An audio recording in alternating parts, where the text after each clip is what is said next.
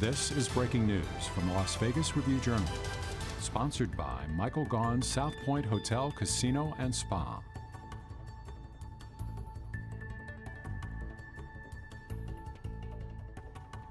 Q&A. Thanks. Thank you for being here. Good morning. Apologize for just running in.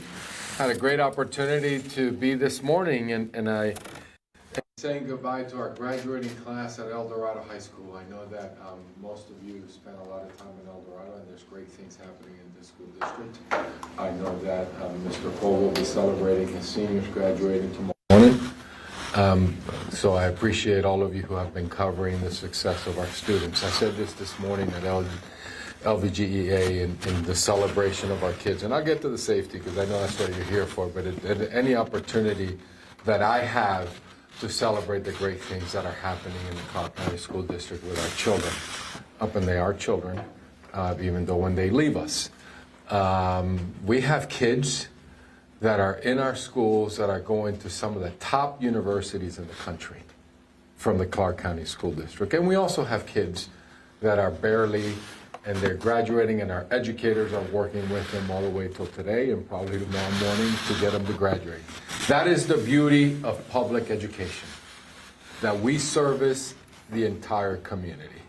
We service all children when they walk in the door, and I am honored to be every single one of our superintendent with our teachers and our staff. So I had to say that because as we celebrate the success, and this is kind of the driving force for me and for all 42,000 employees. So let's get down to why you're here, on our safety and the responsibility that we have to protect our students and our staff. This is an ongoing body of work that we are doing to make sure that we really protect all 305,000 students and 42,000 employees. We'll continue to review with you our safety protocols.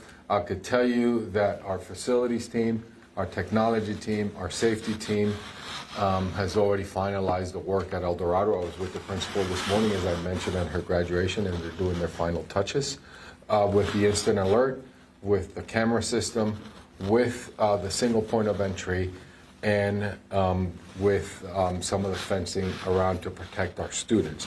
And we'll continue to do that.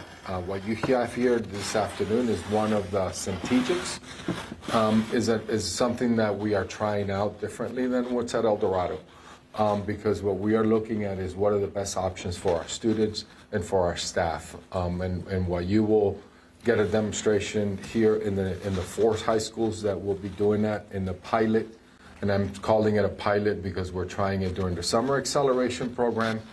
And then we are going to go ahead as a district and put out an RFP for competition. So then we can roll it out as the year comes to make sure that our staff has an alert system. You will also have an update from our facilities, like I mentioned, on where we are. We are moving fast and furious, I would tell you, for 15 schools at a time with a very comprehensive approach. The exciting piece is that we will have the 15 schools in our secondary ready for August 9th, which will be the first day of school. And we will move forward with a comprehensive plan as we roll out to get ready for the year. So I could tell you that the team is working diligently and at a fast pace to welcome our students. Part of the other component that we're adding is professional development for all our administrators, trained by our emergency management, and that they will then pass down the training for our classroom teachers. How do you protect yourself? How do you protect others?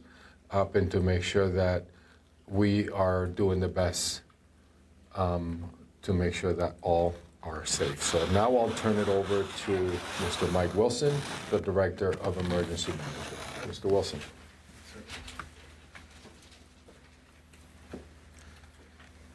Good afternoon. My name is Michael Wilson, the Director of Emergency Management. It's nice to have you here this afternoon as we give an update on school safety. We are doing a pilot program this summer with 9 schools as we work on instant alert systems, and we're happy to share some information with you today. We have a short video that explains the system, the Centegix system, at this time.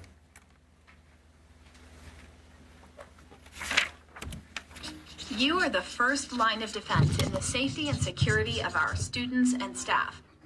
With the Centegix Crisis Alert platform, you now have the ability to notify the appropriate responders immediately in the event of any crisis or emergency. The Crisis Alert badge you have been given is the core of the solution and should be worn at all times. Wear your badge above the waist, either clipped to your lapel or on a lanyard. It is important that you do not leave the badge unattended or accessible to students. Hang keys, flash drives, or other items. Glue or attach other badges to your Crisis Alert badge. Puncture, bend, or damage the badge. Your Crisis Alert badge will work anywhere on the school campus, both inside and outside. With just a click of the button located on the Crisis Alert badge, you have the ability to trigger the Crisis Alert platform. Your badge can initiate two types of alerts: Staff Alert, which is an urgent request for help needed, and campus-wide emergency lockdown. The most common alert is the Staff Alert, which requests the immediate attention of responders, such as in a medical emergency or a fight. While you attend to the problem at hand, responders such as the principal, nurse, and resource officer are notified of your location and can quickly come to your aid. The second and more serious alert is the campus-wide emergency lockdown, such as in the case of an active shooter situation, and be confident knowing help is on the way. The Crisis Alert platform also sends your alerts to a centralized desktop interface in the district head office, where all schools are monitored. Using the same desktop interface or a smartphone, the district office can initiate emergency protocols remotely, appropriate to the situation. Your new Crisis Alert badge by Centegix is key to keeping your school safe. It is important to wear it and keep it accessible at all times. If you lose or misplace your badge, please let your administrator know immediately. Ensuring the safety of students is one of the most important parts of your job. The Crisis Alert platform and Crisis Alert badge by Centegix give you the peace of mind to know that with the simple click of a button, help is on its way.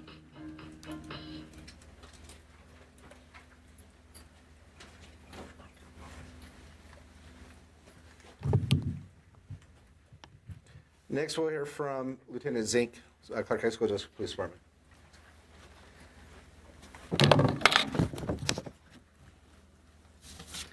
Hello, everyone. I'm Lieutenant Brian Zink, Clark Police Department Public Information Officer.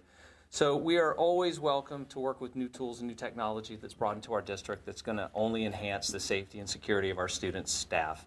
So with this new technology, we're going to look forward to these 9 schools getting this technology to work with it. It'll allow our staff a quick and easy way to alert us and district leadership that there's an emergency at a campus. Campus leadership also that things need to be addressed. Just to remind everybody that the Clark County School District Police Department, we have 2 officers at every comprehensive high school within the valley. We have about 170 officers that are on duty Monday through Friday during the normal school hours. We have officers, like I said, at our high schools, and we also have officers on patrol that patrol our middle schools, elementary schools, and then also respond to our high schools to support our campus officers. So just another way for us to deal with these incidents that pop up from time to time. Active shooter training. Every year our officers go through a very rigorous active assailant, active shooter type training. We also partner with local jurisdictions, that'd be North Las Vegas Police Department, Henderson Police Department, and of course the Metropolitan Police Department, to do dual trainings as individual agency and then partnered up with these departments. I just came from a meeting earlier today, which we had already had planned before today's event, before today's press conference, to start scheduling these events throughout the summer. So this is some training that we constantly do. It's ongoing. Our officers are ready in case an unfortunate event like this would happen. So can't discuss our actual procedures that we do when it comes to active assailant training because we don't want to give out any information that may be used to circumvent the training or the procedures that we have in place, but just so that you know we do have these procedures and we are ready and we do train constantly. So with that, I'd like to introduce the next speaker.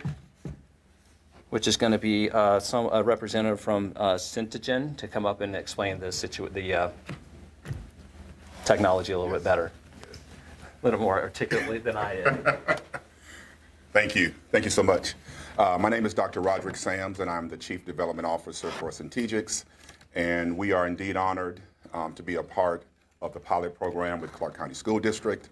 One of the things that we always like to say with any of our partners is that we work with you diligently in one main key area, and that is supporting the most safe and secure learning environment possible. And so we're excited that this is something that we can bring to the district. We look forward to working with the leadership and figuring out the best ways and the best approaches to provide that safe and orderly learning environment, and we continue to let that be our mission. And so one of the things that you'll get a chance to see today is a live demonstration of how part of our system works. We also have some materials that are up here for review, and please allow yourselves to be able to use those and look at those at your leisure. But again, we do thank the district, thank the leadership, Dr. Jara and his team for everything that they've done so far, and look forward to a successful partnership.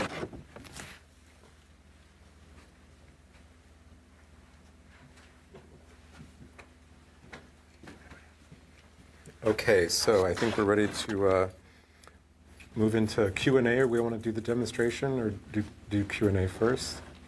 Demonstration? Q&A. Yep. Let's do Q&A. So ask away. Before you ask your first question, Tiffany, I saw you raise your hand first. I do want to mention that we are continuing, actually on my way here, had a conversation with the state superintendent about the mental health as well. This is not solely, right, I mean, it's an entire comprehensive approach of what we're doing. We have been, as a district, really supporting the emotional support of mental health of not only our students and our staff. And that's, you know, where I will be on a call with her tomorrow statewide. And I know that the state superintendent, the Nevada Department of Education, is working closely with us to make sure that our students are with the resources. We have been, you know, obviously we'll continue doing the same thing this summer with our telehealth. We have Hazel Health, we have PM Pediatrics, we have Care Solace, which are the resources that we have. Our social workers are working throughout the summer in our connecting line as well to provide that support. We're not just sending them home this summer and letting them be at free in the community. So I just wanted to make sure that the community is aware that we are committed to our students 12 months a year. So I guess, Tiffany, your first question. Yes, Dr. Jar, I have a question about, does this only work in the classroom? Is there a specific distance you can go with it? And then secondly, I know that El Dorado is one of the first schools that everything was looked at. Do they have the same system in place? Great question. I'll answer, I'll have the experts come, but what I know, El Dorado has a different system. This is why we're piloting a couple. They have, through the audio enhancement, which is what we have in our classrooms. This one is totally different. This is Wi-Fi. This is outside support as well, but I'll let the experts be able to speak to that. So it's a different system that we have here. So Rocky. Yes. Thank you, Dr. Jara. So yes, the system actually works inside of the building and outside of the building. So think about parking lots. You can even think about stadiums, baseball fields, playgrounds, etc. So it extends beyond the classroom and beyond the school building. And just to further ask, is this, I know that right now we have 9 pilot schools. Are you able to share which schools, and then also will every single on the first day of school have it on there?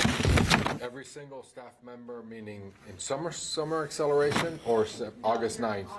So we have the schools that we can get that list that we have of the 9 schools. We can get that list to you. They will have them for summer acceleration. We're going through an RFP process, so we don't think that we will have them all for the first day for August 9th. It all depends on the procurement process and how fast we can get that, obviously, to get the best value for our dollar as a school district and follow the procurement policies and laws. I don't think that we'll be able to get them all. Our goal is to obviously start with high schools and then get into our middle schools and then our elementary schools as well. Sorry, just to follow up on the El Dorado question, is their system that's in place just as effective? Does it work in the same areas of campus? Is thought of adding this to their school as well? It's a different system. It's inside classrooms and it's inside the building, and all staff wear both systems. So that's why we are piloting two, to then see which one we get the best value to protect our staff. So what's the difference between the two systems, between El Dorado and this current? Did you just say the El Dorado system is inside classrooms? It is. Yeah, it's Mike, I'll have you answer the technical questions. Let the experts do that. I know what they are, but I'll let the experts answer. There are two different types of systems. The audio enhancement system, currently classrooms have audio enhancement, so that way students who have difficulty listening. So it's using an existing system and then adding a safety portion to it, where this one is a different system than the audio enhancement. Can you elaborate on what the safety portion enhancement is? So I don't want to get into specifics of exactly how they both work, but both of them are instant alert systems that the teacher is able to call for help. Okay, gotcha. And we've heard from some teachers who have said that some of those enhancements, they're worried about staffing to respond to, I believe what you're talking about, the enhancements to the existing system. Can you talk a little bit about what the district might be considering when it comes to making sure that there's appropriate staffing to respond to, you're talking about it elsewhere? Correct. Correct. Yes, we got school safety teams that will be responding to both of them. Also, law enforcement is also a piece of that as far as responding to any type of alert, instant alert going off. Can you let her know where the system is going to, so who's getting notified? Correct. The So, safety teams? so we have the safety teams. So you have multiple people who are receiving the alerts. They're receiving it through different systems, such as through the phone. Some of you'll see in a little bit. Some use an app system and the phone system. Also, school police dispatch is receiving the alerts also, so that way they can send an officer to provide assistance at the same time. Do you have more details on who those people are? The school safety team? Yes. The school safety team so different schools, so you have your school principal, you have their administrators, and you have identified individuals that will be responding to that in each school because of the size, because sometimes it might be a large high school, comprehensive high school that has multiple people versus a smaller school that would have, the administrator and some other people. But when they do their emergency operations plan, they identify an incident management team of who will be responding to the emergencies. This is for Jara or anyone. James Sheep for the Las Vegas Review-Journal. Can you go into the plan about educating staff about this system and its complexity? Teachers have 100 things to worry about. This is now 101. Yes, teachers do have a lot. My wife is a teacher. My daughter's a kindergarten teacher, so I understand. So what we've tried to do is, as we're testing all the systems, both the audio enhancement system, also this system, at the end of the pilot program, we were going to have an assessment to see which one, to receive feedback from both teachers, administrators, staff, everyone who's been part of this, to say, okay, what went well, what didn't go well. And we've tried to, as we've looked at programs, we've tried to make, select ones that are as simple and easy to use. And yeah. Let me, because I think I know where you're getting to on the, I would say the training, right? I mean, obviously, when we're talking about the training that we're expecting, all schools, all principals will go through the training. Not only very simple protocols, not getting into the details, but what happens if there's a fight in the classroom, right? What is your responsibility? What do you do? Who do you call? This is an extra layer, because if you recall, and I know our CIO is here, we have already instant alert on the phones and we have them in the walls. This is now on the person for every employee, not just the teacher. The audio enhancement is also for every employee. So it's just the protocols that you go through. It'll be at the beginning of the school year as we do all procedures. I have faith that our principals are doing that. It's just making sure that we document and that we have it. And as we're onboarding teachers and employees throughout the school year, we go through very simple protocols. It is something else that we have to add, but it's unfortunate I don't want to say it's unfortunate, it's the right thing to do. We've always had that. And I think it's part of our opening school day procedures. And Dr. Jara, y español también, just to discuss some things. I did it last time. I'll do it again on Tuesday. What do you want me to talk about? The whole thing in Spanish? So, Well, just for those educators that are going to see this change, what that change is. right, thank you. So, estamos haciendo los protocols, los programas para los. Now I'm getting the nodding, so I'm going in the right direction in the Spanish flip here, in the translation. So, lo que estamos haciendo es un sistema para que los empleados en las escuelas lo tienen en su cuerpo y va una alerta para la policía y para las escuelas, los directores, para que vengan a ayudar donde está pasando. Tenemos dos sistemas que estamos, un pilot, tratando, y vamos a seguir en las escuelas este verano. Lo estamos probando para ver cuál es el que nos va a llegar mejor para la escuela. Vamos a entrenar a todos los directores, a todos los empleados en la escuela antes de empezar, y ojalá es para... Lo más importante es que estén los estudiantes y los educadores, los empleados de nosotros, que estén seguros para que vengan a las escuelas, que no se tengan que preocupar que les va a pasar algo. Entonces, en español también, ¿qué se espera para las siguientes escuelas? ¿Cuál es el proyecto a largo plazo o a corto plazo para este? Lo más pronto posible, pero tenemos que pasar las leyes de cómo lo vamos a comprar. Lo estamos tratando ahora, pero a ese mismo tiempo estamos ya buscando para ver cuál es el que nos va a quedar mejor para el año que viene. Ojalá el año que viene vamos a empezar. Tenemos 15 escuelas que estamos empezando y vamos a seguir, pero primero vamos a empezar con los bachilleratos y después vamos al middle school y a las escuelas elementales. Última pregunta, sé que lo explicaron en inglés, pero sé que hay dos partes importantes de este proceso, dos alarmas diferentes.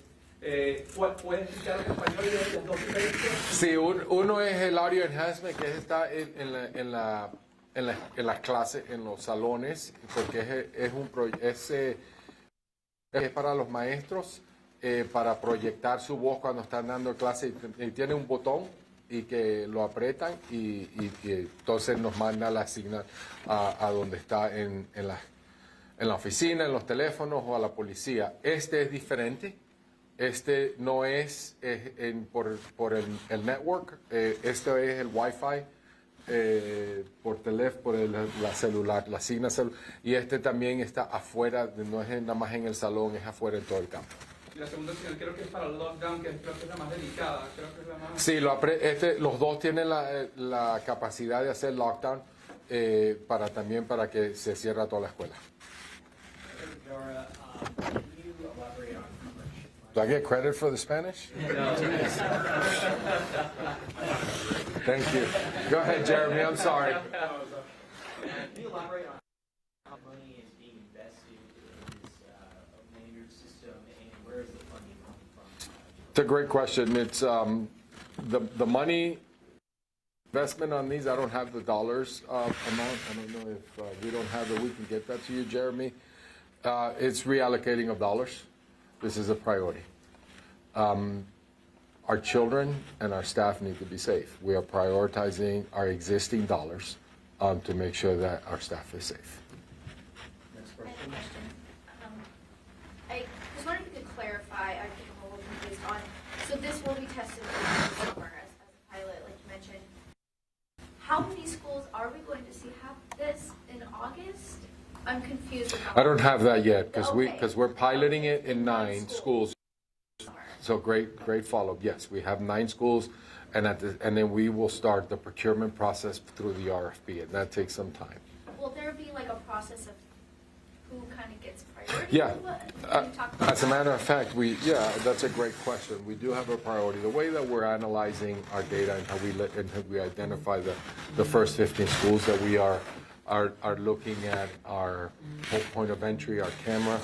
Somebody's phone is buzzing here. I'm like, mine is not.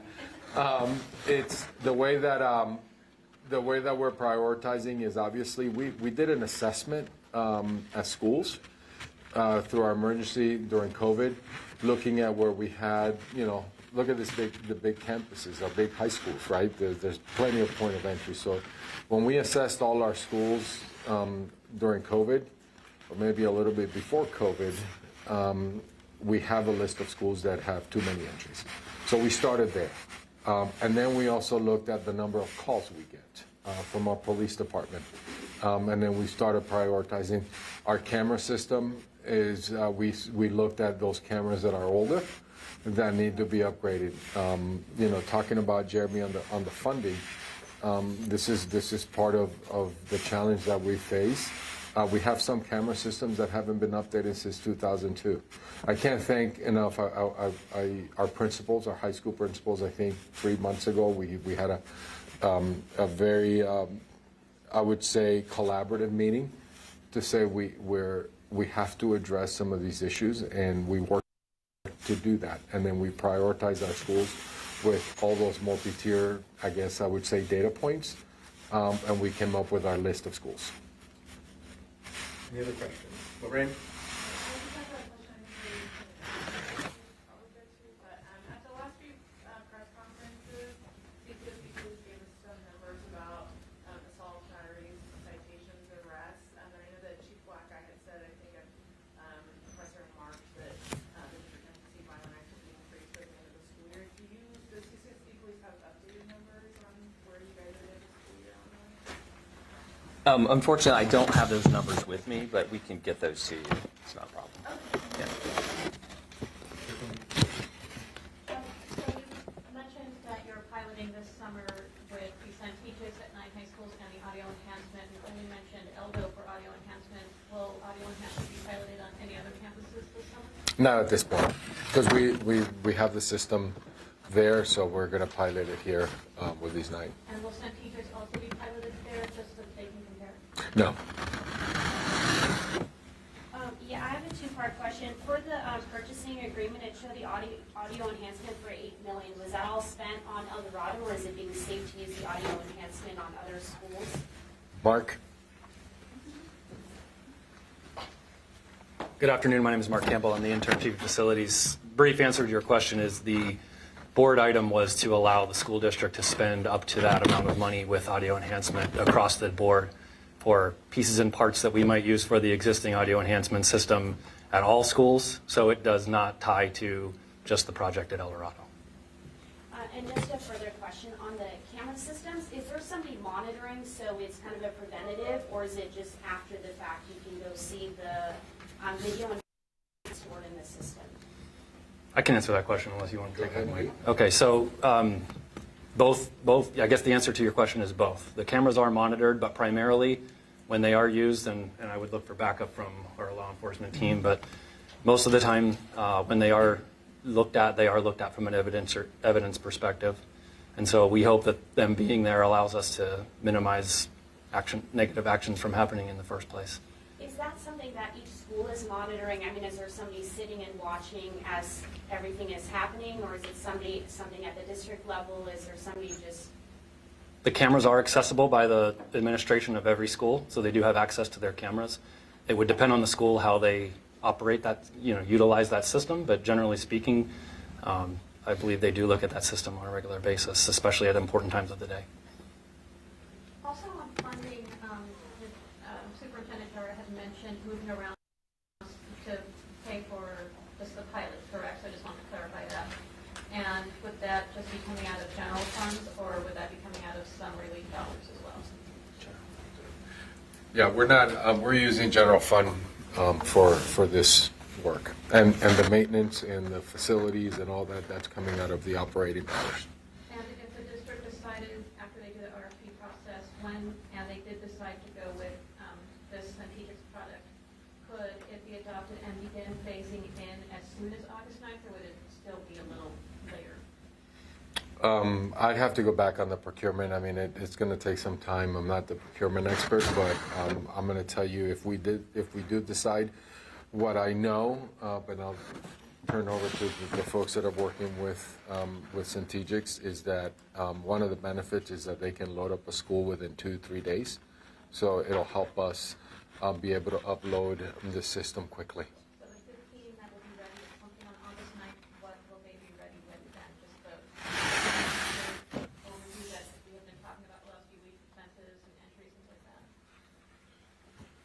So the question is, where are they at in the process? Right. One of you gentlemen have mentioned if you're going to teams, like a team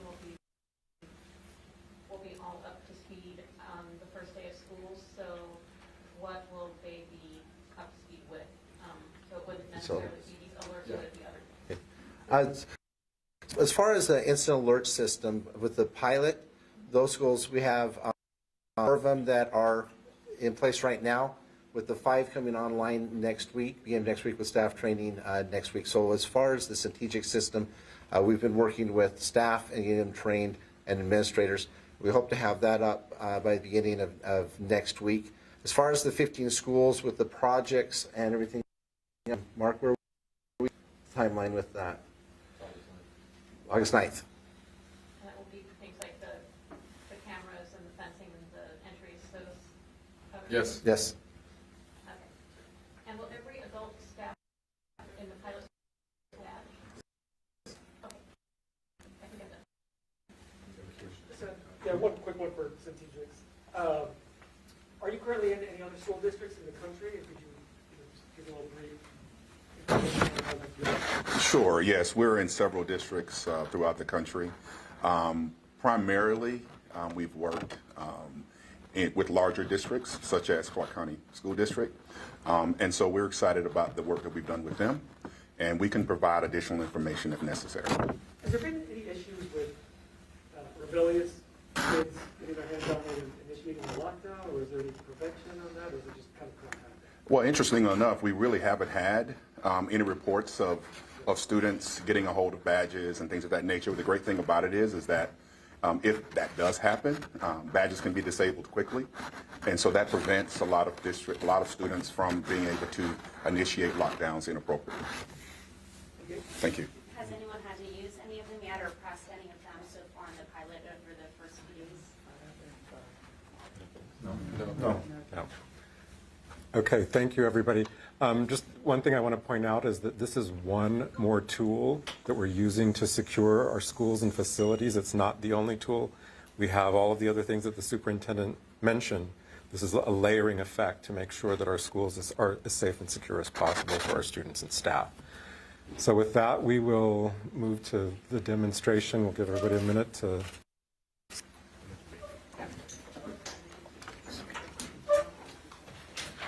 Can you just tell us what's going to happen? Yeah, so if we can stay here. So there's a strobe in the middle of the room. When it's activated, that's the signal that happens in every classroom.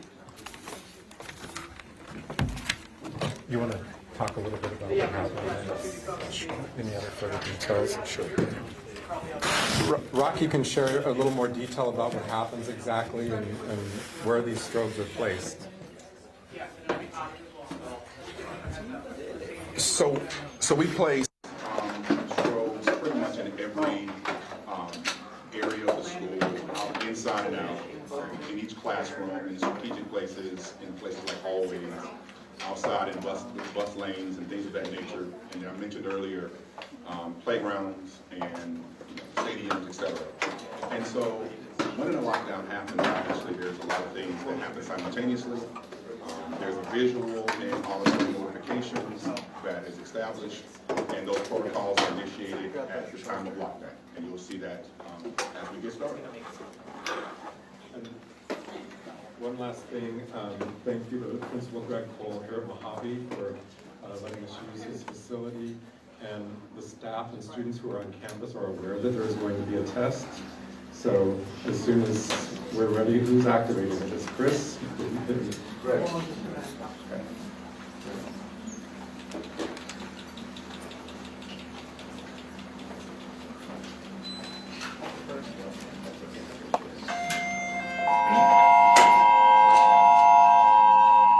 Hard lockdown. Hard lockdown. Hard lockdown.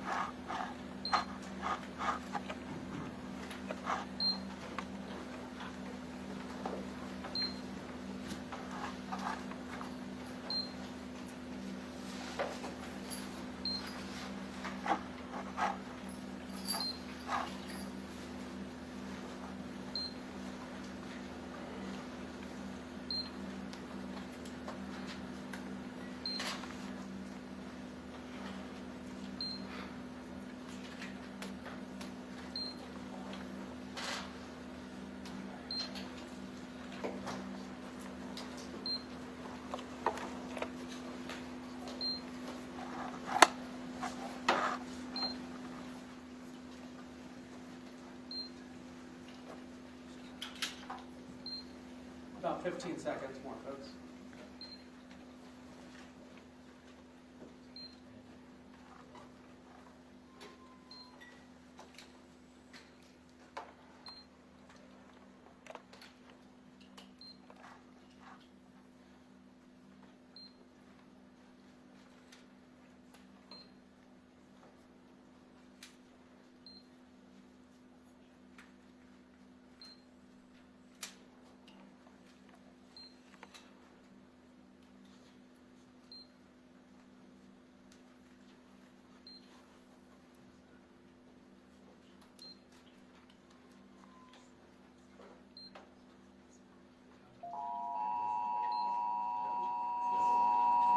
Hard lockdown has ended.